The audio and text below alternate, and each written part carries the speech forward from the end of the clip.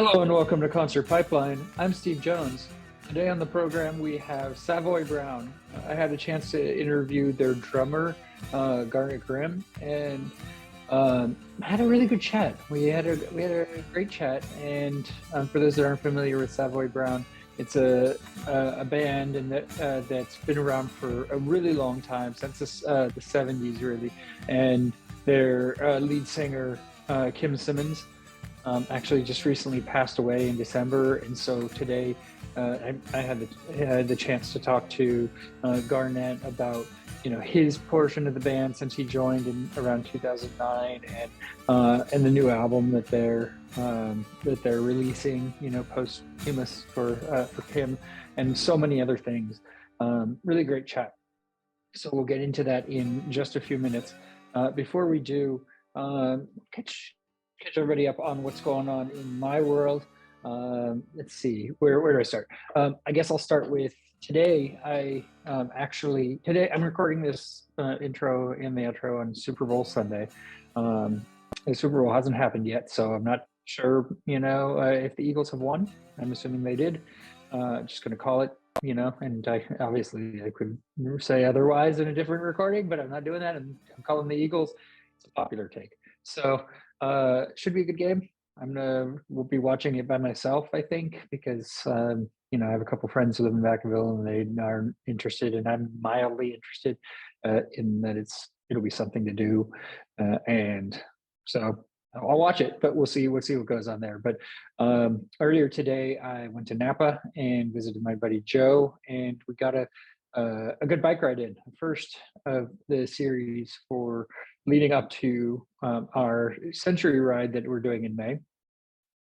We did 25 miles today. We were only set out to do 20 and ended up doing 25, but skipped the major hill that we typically do and include, which is a lot of work. So in one of the next rides, we'll make sure to include the hill, because there will be a decent amount of hills in the century ride that we do in May. So we got to build up that hill skill, so to speak. We will get there. But I was pretty impressed and pretty proud that we got 25 miles. It's a quarter of the way to the century, and it took us 100 minutes to do it. So it was a great ride out through Napa too. Really great weather, and it was good to get out on the bike. Joe hadn't really been on his bike since the last century that we did. He forgot a couple of things. He forgot his water bottle. He left that on the porch, and he forgot something to take, give him some energy, like a Cliff Bar or something along those lines. Didn't have that. And so just kind of dusting off the cobwebs a little bit. I've been getting out on my bike on my own a little bit here the past couple of weeks. Before that, it had been a while for me since I've been on my actual bike. I'm on the Peloton every day without fail.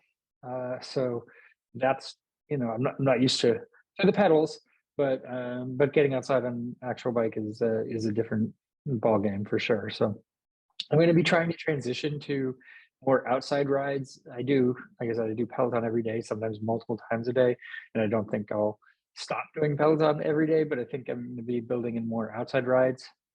The challenges with that is the town I live in Vacaville, is very flat, and so there are next to no hills in Vacaville, so I don't get to challenge myself in that area as frequently. So it's good to get to Napa for those sort of things.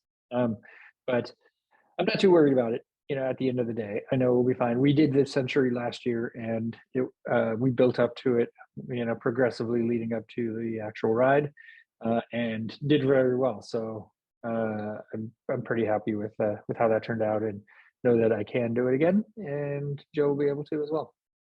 It'll be good activity.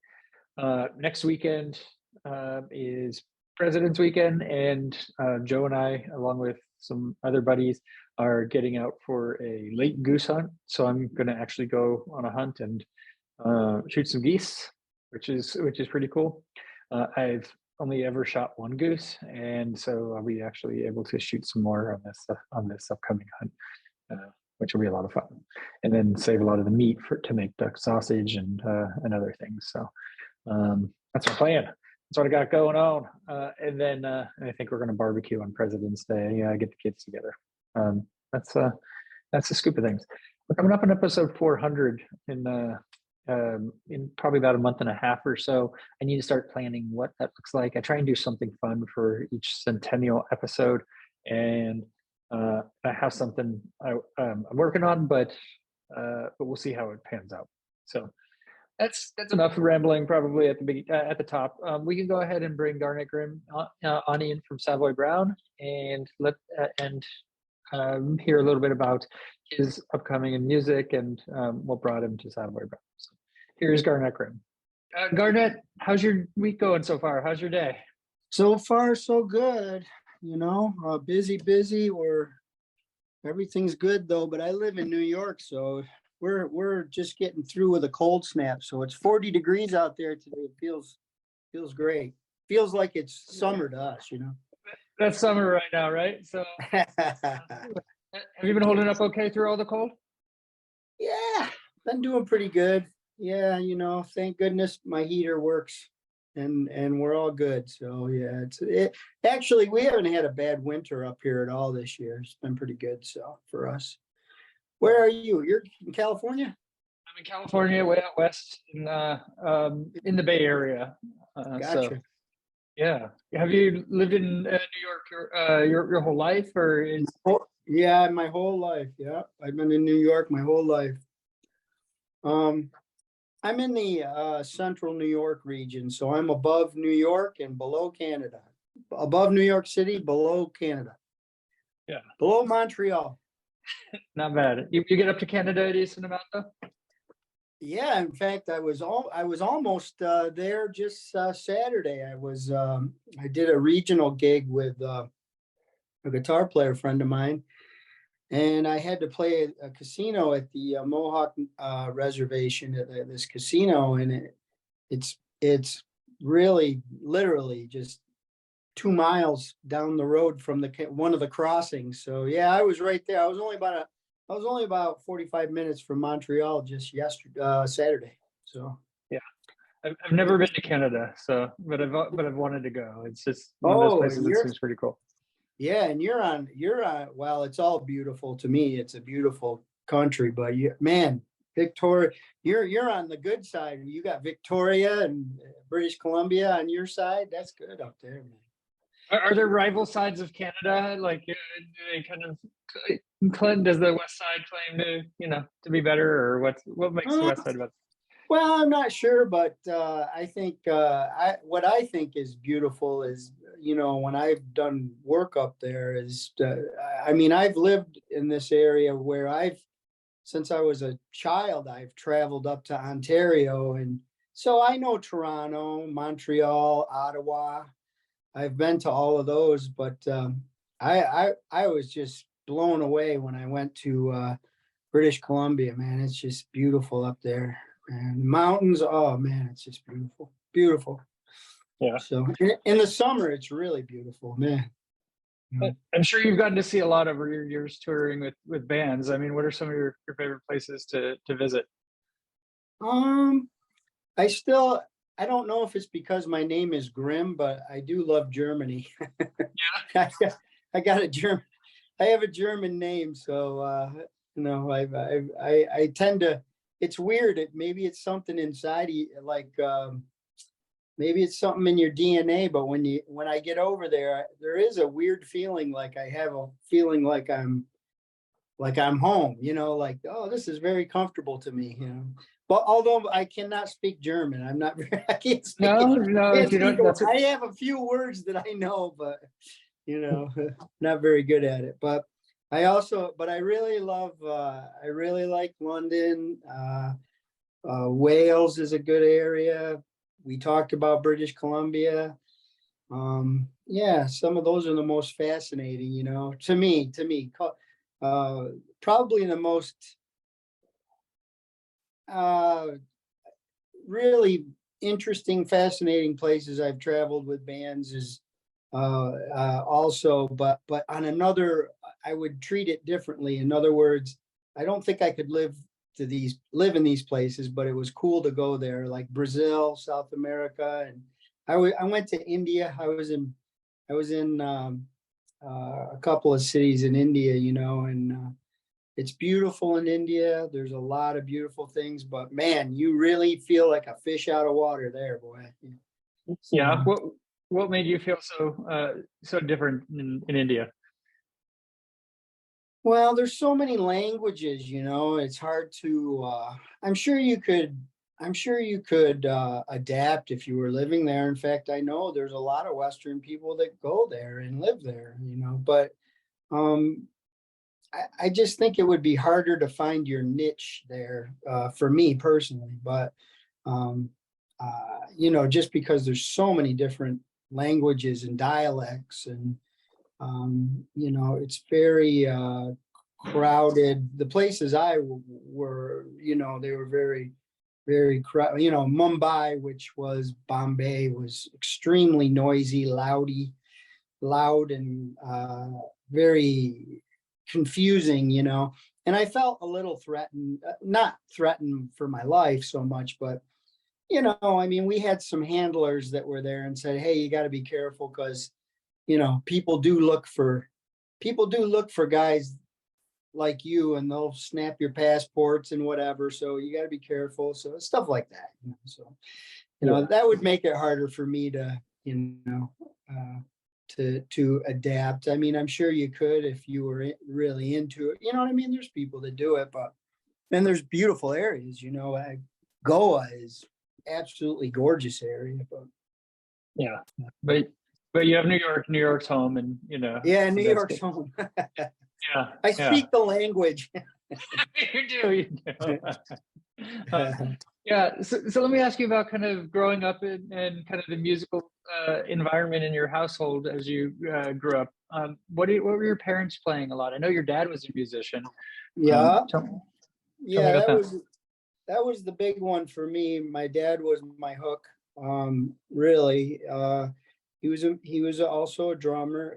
Still is. He works a bit, but he was my main influence, and he really was the guy that kind of um, drove me to pursue it. He realized early on that I had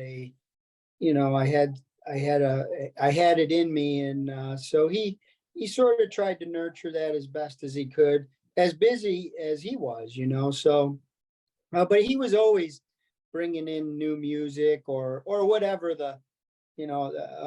my dad and I are pretty, he was young when he had me. So where I'm going with this is I'm in my 50s now, but my dad was only 19 when I was born. So it's almost like having a big brother. He was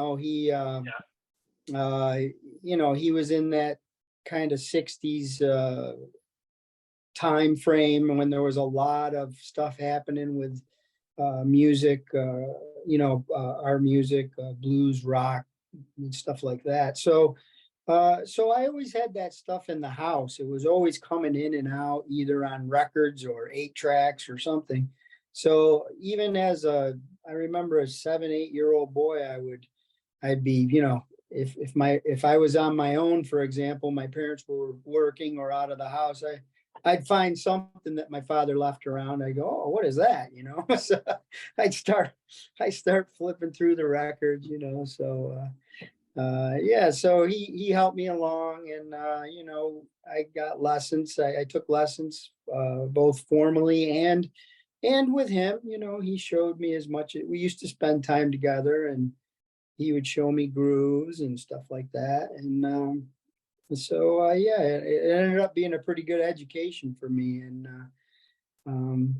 we saw out different teachers around the area, and things just kind of grew from there. And as I got a little bit older, my dad would take me to some of his gigs, and I would be able to set up and kind of watch the guys and see what was going on. And so it was kind of a cool atmosphere for somebody like me. So Yeah. Was it pretty immediate with drums for you? Like, I mean, obviously your dad being a drummer, I mean, did you latch on because of that, or did you explore with other instruments as well?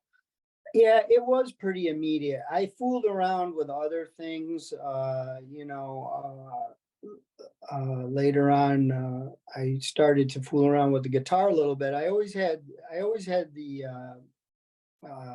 did always have the idea that it was kind of important for me to at least learn the music, a melodic instrument so I could understand what was happening, you know.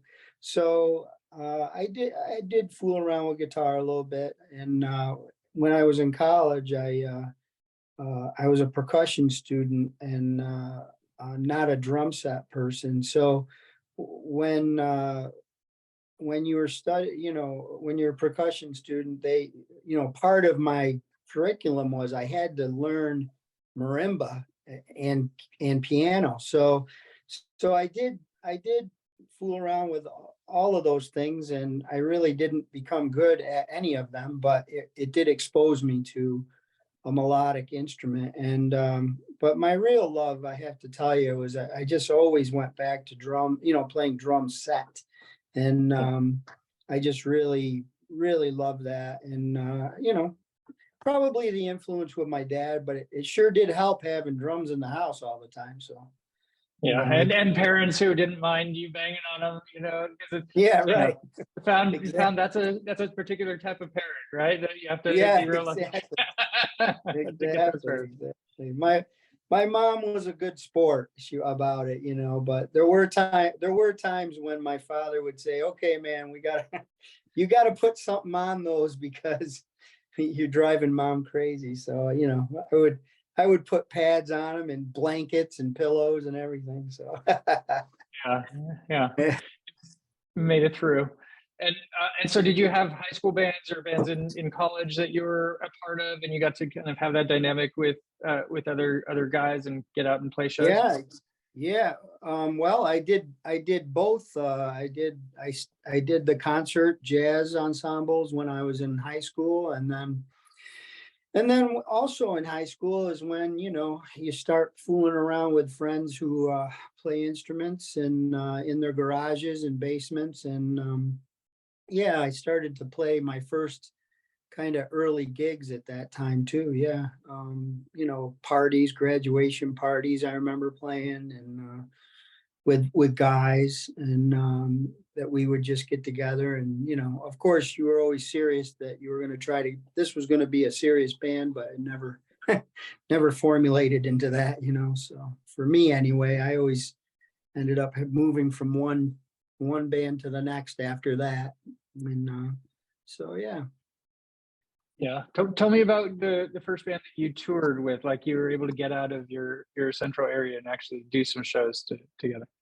um well, there was a couple of them, and it's sort of it's all running together. But for me anyway, it was in the late 80s, early 90s period.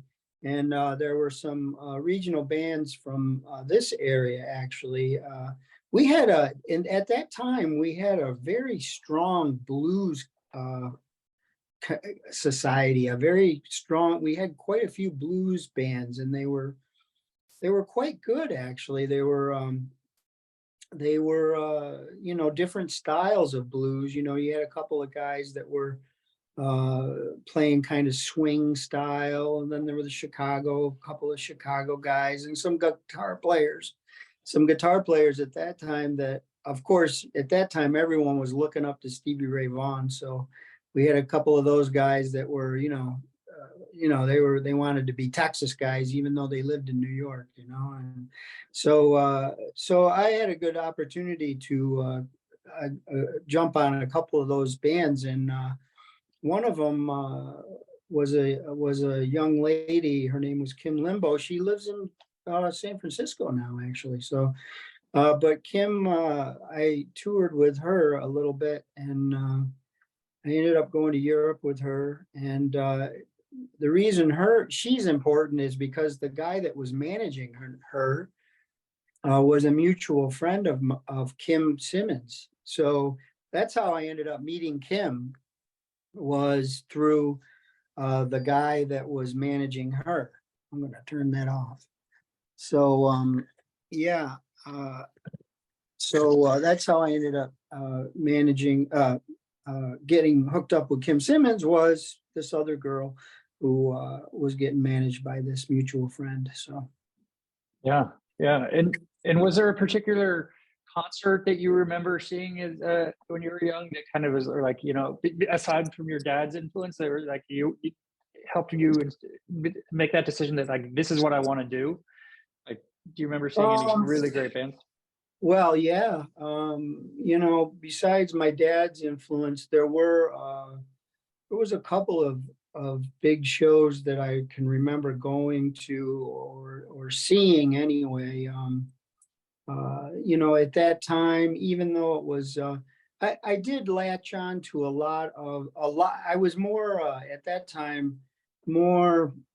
I was kind of latching on to everything that I could. So there was a huge festival here in this area. They still have it every summer. It's Saratoga, which is famous for racehorses, if you're familiar with that, Saratoga race course. But they have a outdoor amphitheater there, and they have a huge jazz concert every year, festival.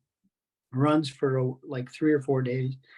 And I can remember that being, going to that one weekend. And I remember thinking, man, this is what I want to do. And not only that, but there was a lot of bands coming through my area at that time. And they were playing, I remember seeing Neil Young and the Police. I remember seeing, and they were huge shows. I live in Syracuse, so we have Syracuse University here, a lot of students. So these shows would happen at the university, and they always had big concert venues for them. So I thought, wow, I really want to see these guys. I want to be like these guys. That was my adolescent inspiration. I really wanted to be like that. But of course, I didn't know how to make that happen.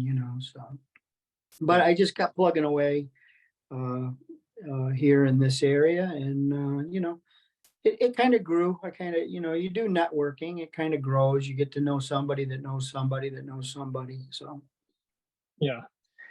Did you ever see Savoy Brown in one of its earlier iterations? Did you ever see them live? I never got to see them early, but I do remember that was another one my father had. I do remember seeing records, Savoy Brown records. I was familiar with the name. And I'll tell you, Kim ended up living in our area for many years. So even though I didn't really, until around the late 90s, I didn't meet Kim until that period. I was very familiar with him. I was very familiar because I knew guys that worked with him and stuff like that. So but I never saw the original band. First of all, I was a little too young. I would often say sometimes people would come to me at gigs when we were playing with Kim, and they'd say, "Oh, I saw Savoy Brown at you know the Whiskey a Go Go in 1970," and I would always say, "The Whiskey a Go Go." I say, "Oh my God, it was a school night for me. I had to be in bed by 8." So You're in diapers. Never envisioned you would be filling their shoes in that band, huh? yeah, no, that was a great honor for me. I got to tell you, I really, really, really, I never would imagine that I would have been able to do that. But yeah, that was great. It was great to be able to do that. And I became good friends with Kim and Pat DeSalvo, the bass player. So we had a good run, about almost 13, 14 years together at Savoy Brown. So Yeah, and you recorded with Kim before you were even in Savoy, like on Kim's side project, right? right, that's how I met Kim. I told you earlier about this girl that I was touring with.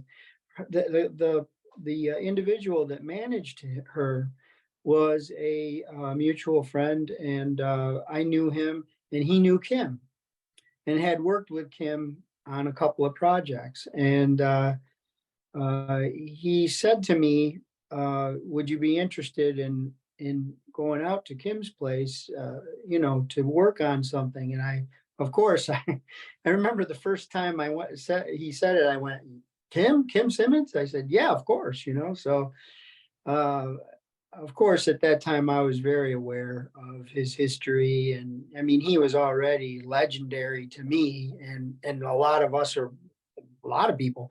So, I jumped on it, but of course it ended up being a solo project, and it was called Blues Like Midnight. It was a recording that he did.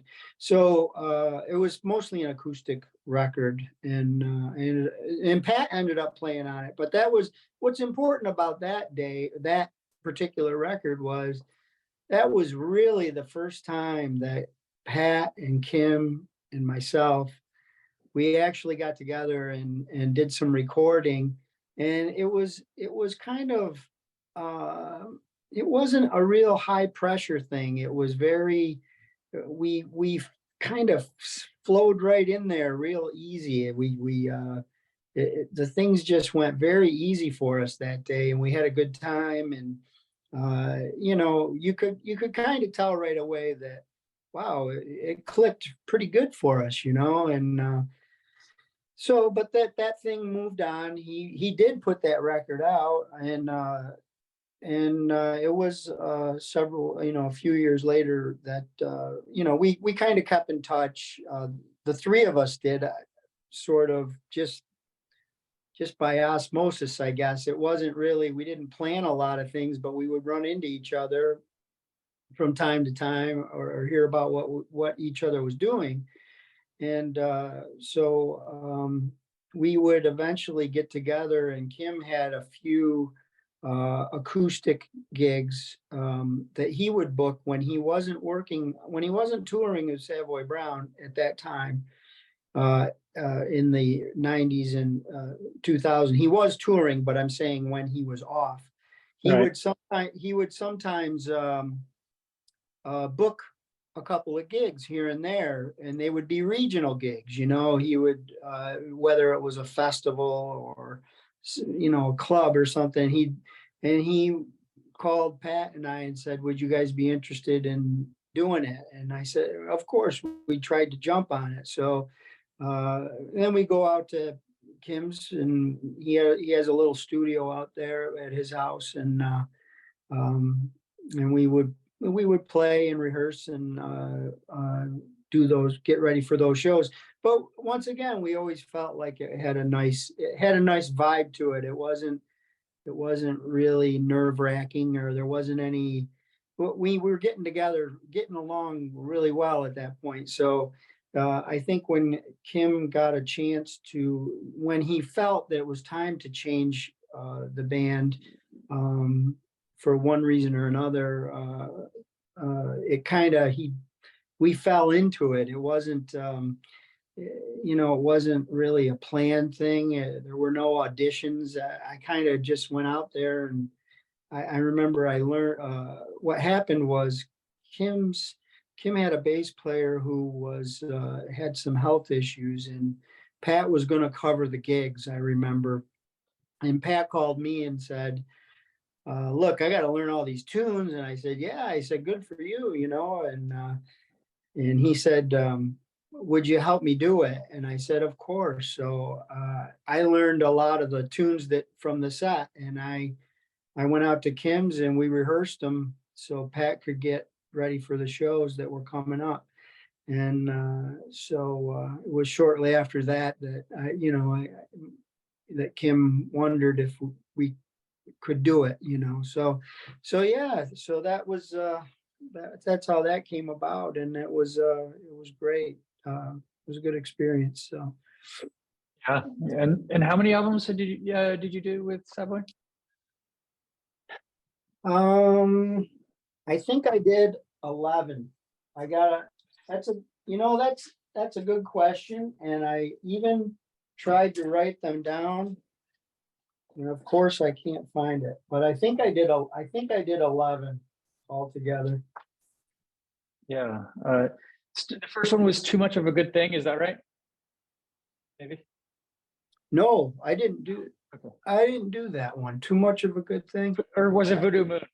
Voodoo Moon was my first Okay. one. Okay. Voodoo Moon Okay. was my first one, and then there was Going to the Delta. Songs from the Road. Songs from the Road. There were the two, 1 and 2 volumes of that, and then we did. Still Alive After 50 Years. I'm just going down the Wikipedia. Yeah. Whatever, you got it. Yep, there's Witchy Feeling, you got Going to the Delta, you got Devil to Pay. Devil to Pay. I'm on that one. City Night, Ain't Done Yet, and then Taking the Blues Yep. Back Home, Live in America. Yep, I'm on those. Yeah. So Yeah. yeah. So from your first Savoy album, I mean, you had already built that dynamic and that relationship with Pat and Kim. But so did it feel pretty natural to just jump into the recording process as well and kind of make an album with them? Yeah, it wasn't too bad. It helped because the way Kim recorded, I was comfortable with. I really enjoy the organic sort of band thing. What I mean by that is I like it when bands play together. Yeah. So that's how Kim liked to record. We would go in and do everything live. And then if there were corrections that needed to be made, of course, then you'd address them. But we would go in and record live, and that's how it was very comfortable. Yes.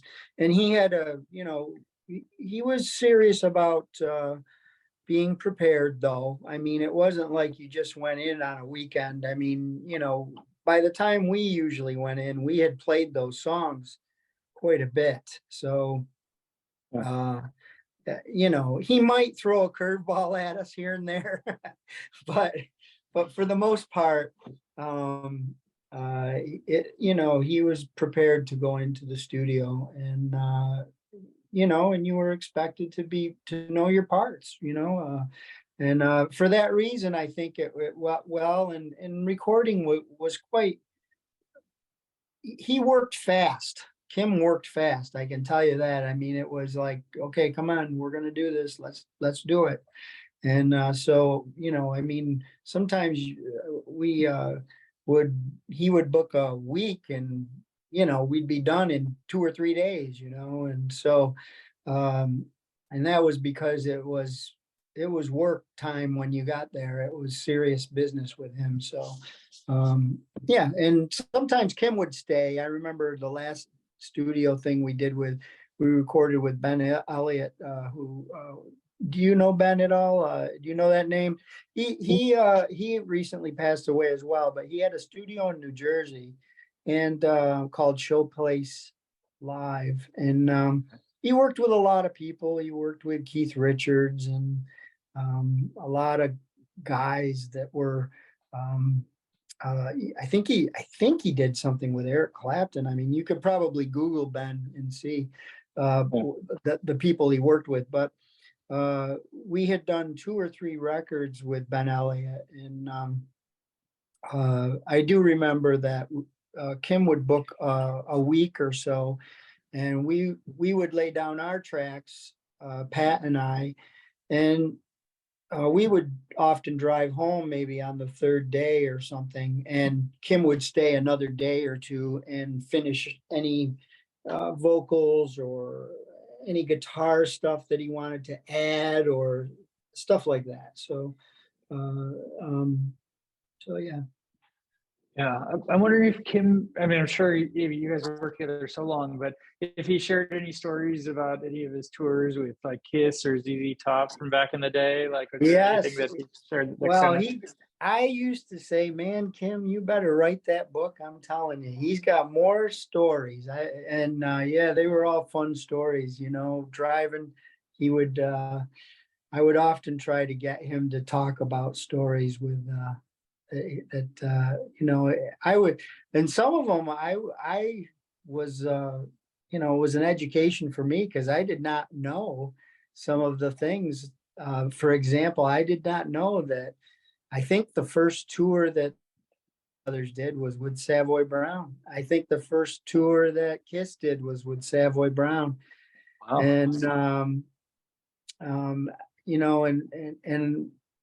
Kim's said something to the effect that, there was no back then there was no MTV, there was no, you know, the way that new bands got going on the road was your agent or manager would try to hook you up with a band that was already working. So by the time the mid 70s rolled around, uh, bands like the Doobie Brothers, for example, uh, they wanted to get, they were able to hook up with a band like Savoy Brown. That was a good thing for them because they were, that was how they could get exposed and find and get work. So, yeah. And Kim also told me that, um, I remember we were playing somewhere, and we were playing someplace in New Jersey, and it had all of these books. I remember, like memorabilia books, rock and roll memorabilia. And Kim said, "Oh, we were looking. The three of us were looking at some of the pictures, and Kim said, "Oh yeah, here's Cream," and they were talking about Cream's first early Cream dates, and Kim says to me, uh, Sav, we opened them up. We played with them on their first, like their one of their first shows. He said, but you'll probably never read about it. He goes, but I'm telling you, we did. And he tells me about what was happening. The stage, the atmosphere, and sure enough, it started to. I'm reading it and I'm going, oh yeah, it says right here. So he said, yeah, you probably never read about it in history books. He goes, but he goes, I believe Savoy Brown was on the first Cream gig. We opened him up. He said, because he goes, I distinctly remember having to ask Eric Clapton if I could use his amp. And he goes, because the stage was so small, he said we couldn't fit all the equipment in there. So it would take forever to change it up, So those are Yeah. some great stories. Yeah, he's got a million of them. And he was working on a book. I hope it comes out.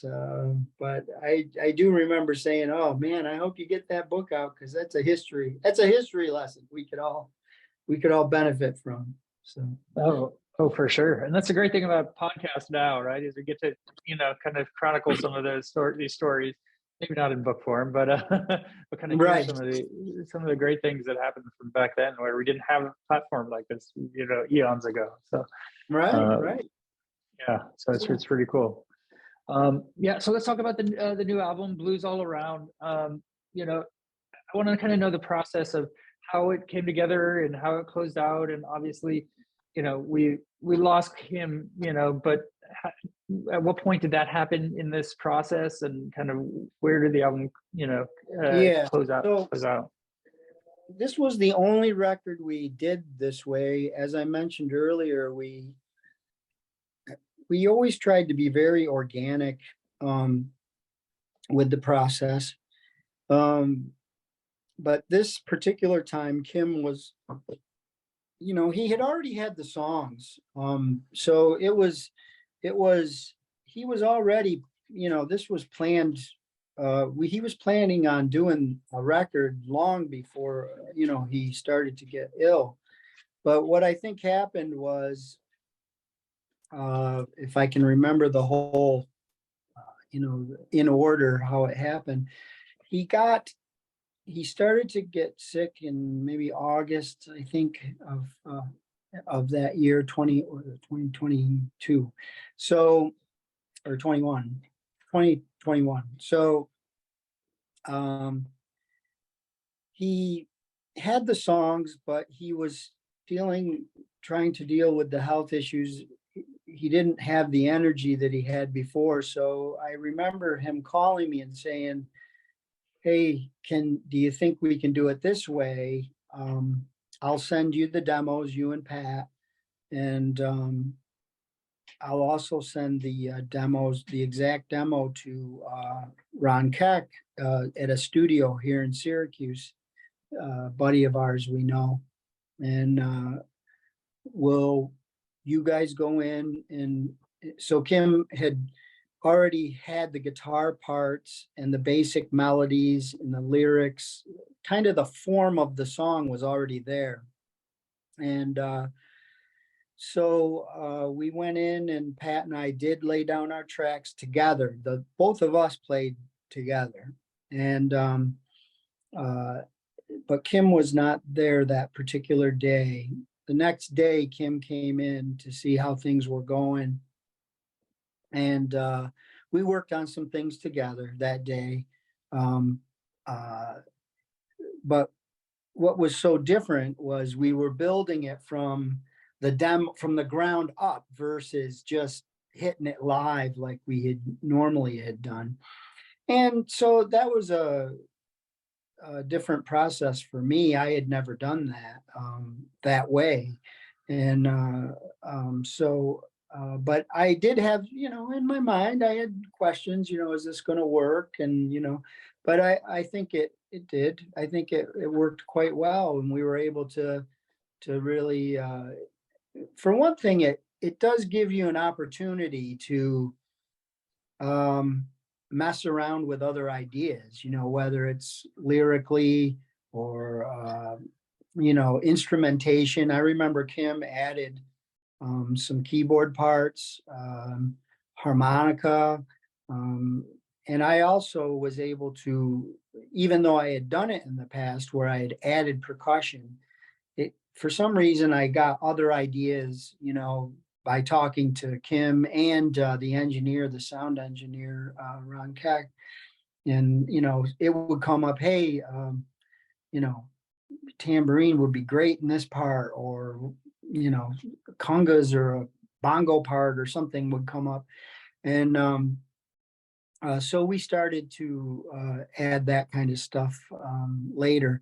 It gave us an opportunity to, I guess what I'm saying is it gave you an opportunity to think about those things, where before I wasn't thinking about them so much. I was just thinking about what I was playing, yeah, so it was cool. It was a And you cool way to mentioned, do a record. yeah, the record is really great. And you mentioned the harmonica. I mean, one of the things that stood out in Gypsy Healer was to me was the harmonica. I really like the That's harmonica right. in that Yeah, section. yeah, And yeah. it's a solid album. I mean, so did Kim get to hear the final product as it was, pulled He together? did. Yeah, he did. I mean, well, it's interesting, yes, because I think I can't remember exactly what month it was. It was in the fall. But I do remember asking Kim, because I had not heard it myself. I didn't know what happened exactly, if they were still working on details. This might have been October timeframe. And Kim said, "Oh yeah, we're good. Like, we're all good. I sent it off already. You know what I mean? We're all good." And I said, "Oh, okay." And Ron had sent us all Dropbox files of the final product. So Kim did hear it, you know, and he designed the packaging. So he sort of did all of that himself. So I do remember talking to him because I was hoping it would come out before Christmas, and he said, "No, it's too late. We can't do it. We got to wait now, and we have to wait a little bit." And so he said, I remember him saying February. February is right around the corner. I remember him saying that. So I said, okay. And that was kind of the last discussion we had about it. But, um, he did see the final product, and I'm sure he would be happy with how it came out, so, Yeah. yeah. And there's a lot of other tracks that are available, like maybe another full album, you think, or what? Any other That's the stuff hope. that's left on the table? Yeah, that's the hope. I mean, Kim was incredibly creative. I mean, I just wish I could. Uh, I know there's people that know that, but he was just a absolutely creative individual, and he was always creating. He was always working, and I mean, he would send demos to me that I thought, oh man, this will be a good song. Oh no, I'm over that one, and he would send something else, and but he has a lot of songs that he was working on and stuff that's in the basic formulation. So, it would be good to build another record like the one we just did, where we built it from the ground up. You would hear Kim's voice, you'd probably hear him playing and singing just like normal. And of course, there'd have to be, other considerations, but whatever would happen, it would have to be, you'd have to pay attention, and it'd have to be done with the same kind of rigor and intensity that he would do it with. And but I think you're going to see something in the future. I like to think that anyway. And Kim was very, like I said, very creative, not musically, but I don't know if you've seen any of his artwork, but he was Did also yes. painting. Yeah, Yeah, I was really interested in that. He sold his artwork on the website and everything too, right? So I mean, he was a yeah, great artist. Yeah, yeah. He was always painting and creating, and just I feel very fortunate to have gotten close to him like that, because you don't it's I don't feel you know uh, it's nice to be able to get close to someone that creative. He had a way. I've said this before. Uh, he had a way of bringing you into the creative process. He was very open and honest. And I remember he would often say to Pat and I, if you don't like it, tell me. I'm not going to be hurt. Just tell me what's going on. And so we were honest. I'd say, well, I don't know if this is going to work, him or that, and but a lot of times I'd say, yeah, I like it. Let's try it. And I was one that he would have to shut me down often, because I was the person. I always said, Kim, I'd rather swing and miss than not swing at all. I'd rather, so let's do it. And he would say, no, no, this one doesn't fit the record. We gotta, and so he put it off to the side. And I remember we had a couple of songs. One that comes to my mind, it was a song he had called "Oh Rosa," and wow, I used to kid him that I think we could put an entire album together with just that song, because we had so many versions of it. We had a country version and a blues version and a rock version, and it was like he's going, well, something's going to work with this thing eventually, So we had all these different versions of that song. I said we should put out the old Rosa album, So yeah, full EP of it, right? yeah, exactly. Yeah. Do you have any of his artwork yourself? Like, I do. I do. I have two paintings. I have one in my living room and one in my studio out back. And I have some memorabilia on my wall in the studio, and the guitar painting takes up a nice big part of that wall. And I have to say, I was so happy with myself, because I just got an autographed picture by Roger Earl, and I'm going to put that right up there, right next to right next to Kim's painting. So Awesome. That's awesome. So as we kind of wind out, you toured with Sean Chambers last year, right? And you did a Europe tour. Are you going to be doing more shows with Sean? What does the future look like for yeah, you? Sean is a sweetheart. I have to tell you, I love that guy. His playing is fantastic. And it was a great story how we sort of met too. We were playing in Iowa, maybe 2018 or so, 19. And we did a festival there in Newton, Iowa. And I remember I did not know, I had heard of Sean because I knew that I mentioned Ben Elliott to you earlier. I knew Sean had recorded at Ben Elliott's studio. And I had seen his records there actually. And I remember talking to Kim and Pat and saying, "Oh yeah," and Pat said, "Oh yeah, this guy's great. You should hear him." And I said, "Okay, yeah." And I remember having that conversation. And so when we were in Newton, Iowa, sometime later, uh, Sean had played earlier, and he wanted to kind of visit with Kim. He wanted to meet Kim. So uh, we all sort of hit it off together. It was very, very nice, you know. And what was the thing for me happened was I ran into I didn't have any cymbals that day. We flew in from somewhere else, and they were supposed to have backline ready for us, and they didn't have all of the drum backline. So I was scrambling trying to see if I could borrow some equipment. And Sean's drummer said, "Hey man, you can use my stuff. I'll hang and it'll be good." So so we all hit it off. They were all so friendly and sweet, and Sean and Kim talked for a good long while. And I thought, well, that was nice, you know, that's the end of that. And we moved on. And so what happened was our bass player, Pat, moved to Orlando.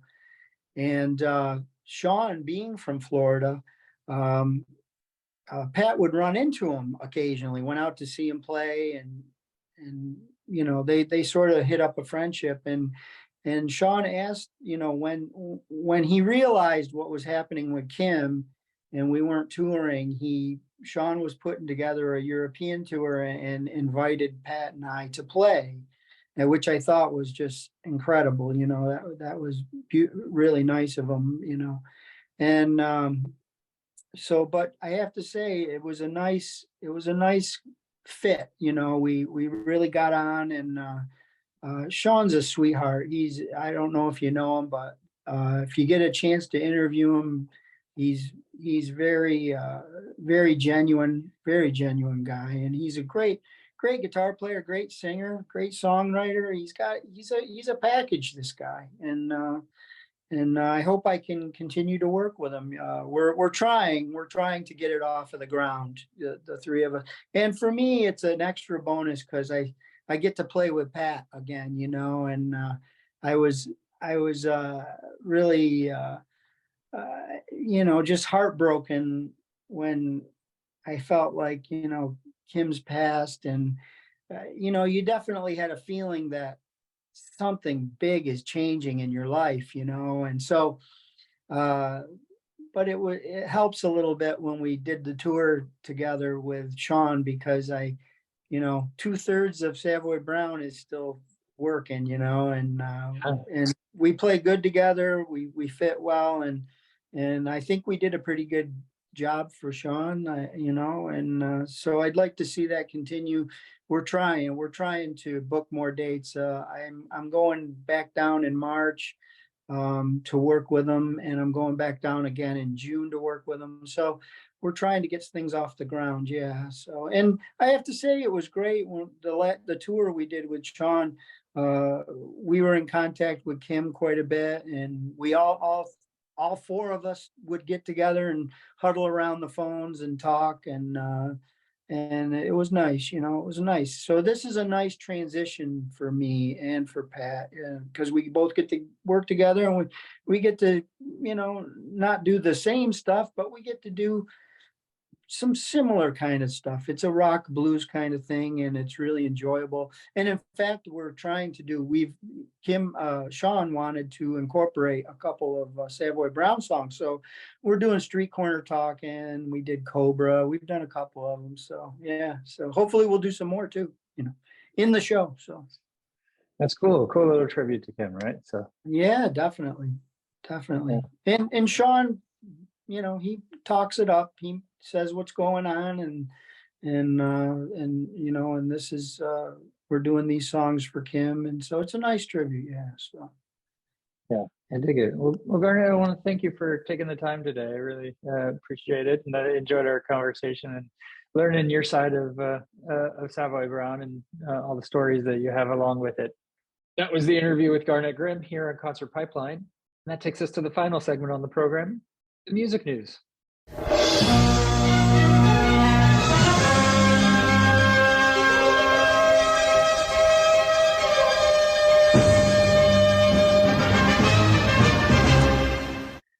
All right, I have a couple stories for to wind us out here on the music news. I'm going to start with the one that's of the moment first, and then kind of work into a couple of other stories. So Rihanna, who's playing the Super Bowl halftime show, by the time this drops, will have played the Super Bowl halftime show.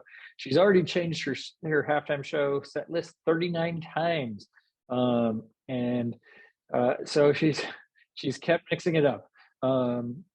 She's going to make her live comeback at the State Farm Stadium in Arizona, and she previously called it an entertainer's dream to play the show. The show will run 13 minutes, but Rihanna has a career that spans 8 albums and 17 years. How do you fit that all into 13 minutes? I guess we're going to find out. Some songs we have to lose because of that, and that's going to be okay. She told an Apple Music press conference ahead of the performance. We did a pretty good job at narrowing it down. There's probably been about 39 versions of the set list right now. Every little change counts. Other than a collaboration with DJ Khaled at the Grammys in 2018, the show will mark her first live appearance in almost 7 years. So she hasn't been doing a lot of live music. So she says the Super Bowl is one of the biggest stages in the world. As scary as it was, because I haven't been on stage in 7 years, there's something exhilarating about the challenge of it all. It's important for me to do this year. It's important for my son to see that. So I guess we'll see what she does. She has, maybe she'll have a good set. I'm a big Rihanna fan. I'm indifferent, much as I am the game.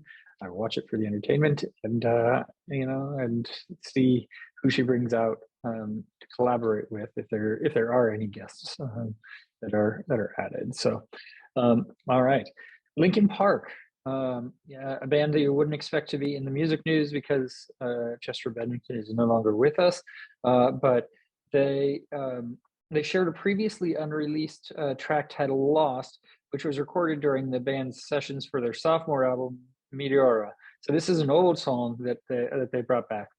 Mike Shinoda described the tune as follows. It was like finding a favorite photo you had forgotten you'd taken, like it was waiting for the right moment to reveal itself. For years, fans have been asking us to release something with Chester's voice, and I'm thrilled we've been able to make that happen in a special way. And so it's also included in their Meteora box set, which celebrates the record's 20th anniversary and is due for release on April 7th, featuring live material, rarities, unheard demos, and more. There is an animated video that goes along with it that is pretty cool, so you can check that all out online as well. And this latest and greatest from Linkin Park. Tom Petty's extended Fillmore performance of Van Morrison classic is streaming. They streamed a video of an extended performance of the 1964 Van Morrison classic, Gloria, from the Live at the Fillmore 1997 release. There's a lot of stuff coming out around this 1997 release from the Fillmore West. I've watched some of the videos online of their performances. I mean, I think they did 20 days. Yeah, it was a 20-night residency at the iconic Fillmore. And so, and they just let loose and did a lot of different things, because they didn't have any pressure of having to fit, into one set list that they were doing during that time because they did so many shows. So, the Fillmore release features more covers than originals, paying tribute to the artists and songs that shaped Petty's love of music as he was growing up, including Bob Dylan, J.J. Cale, the Rolling Stones, the Kinks, Everly Brothers, Bill Withers, Chuck Berry, and more. Guest appearances by Roger McGuinn from the Byrds, John Lee Hooker, among others. And those are some of the most joyful, honest, inspirational, and prolific experiences of the band's career, creating a unique bond between the group and their fans. We all feel this might be the high point of our time together as a group. Petty told the crowd at the final show, "It's going to be hard to get us off the stage tonight." So, I mean, to have been a fly on the wall at those shows. I was pretty young and not at a point where I was going to concerts yet, but that would have been an epic experience to have been able to be there for those shows. All right, let's talk about Beck for a moment. He shared a mournful new song called "Thinking About You." He's previously played the ballad live, and it's a stripped-back acoustic ballad, and it finds Beck yearning for an absent loved one. "Don't treat me like a stranger, the other side of love," he croons at one point, adding that he has crossed 7 oceans. "Thinking About You" features contributions from Blake Mills, Justin Meldell Johnson, and Roger Manning. He's played the track live at shows previously, including his intimate performance at Lafayette in London in September. So you can find that song online if you want to hear a new Beck track. It's pretty cool. Okay. And so we're going to close out with this story about Megadeth. They were sued over the Sick, the Dying, and the Dead cover art. And they're sued by the artist who created the artwork for their latest album, actually, over claims that he hasn't received pay or credit for his work. According to the Hollywood Reporter, the legal action by New York-based illustrator and designer Brent Elliott White claims he has created artwork and characters over time for Megadeth that have become an integral part of the band's identity. It was contacted about this album in early 2020. The two entities didn't sign a written contract at the time, according to the complaint, and the concept phase involved multiple revisions and edits and hundreds of hours of work. Why? This is my question, right? Why, when you're doing hundreds of hours of work for a band, a band as notable as Megadeth as well, it's not just a friend's band or anything along those lines, garage band. Why, when you're doing hundreds of hours of work, do you not pencil it in and write a contract or insist on pay throughout the process, maybe after week 1 or week 2, hey, can I get paid a little something for this? That sort of thing. That seems like a big overstep on this guy's part. By April 2021, the band had chosen a concept for the cover from their 16th studio record and asked White to create art for an EP release. More than a year later, the artist states that the Megadeth manager asked him for an additional renderings of the artwork for stage decorations and for an upcoming tour. And that led White to advise management that he didn't have a contract and hadn't been paid.